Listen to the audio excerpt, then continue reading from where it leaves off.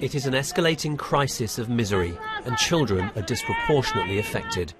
UNICEF says young Syrian refugees are at risk of becoming a lost generation, growing up in camps like this in neighbouring Jordan. Now, to help Syria's displaced millions, the UN says it needs more than £3 billion, its biggest ever appeal. We are asking for a massive financial support to a massive humanitarian crisis, the most dangerous humanitarian crisis of the last decades.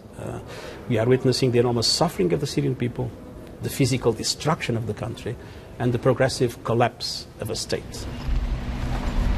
This is why so many flee. Fierce fighting in the town of Qusair this week has left it in ruins.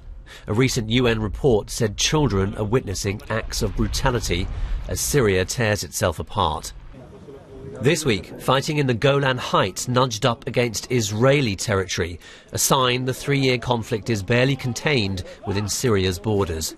Already some 80,000 have died.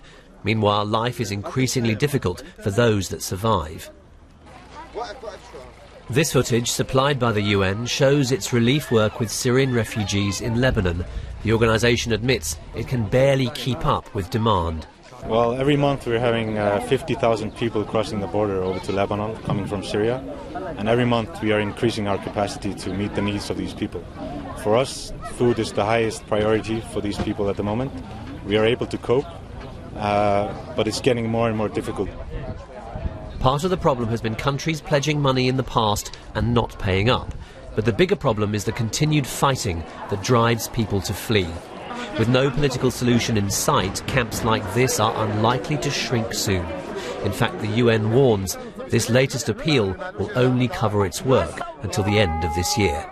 Rajesh Merchandani, BBC News.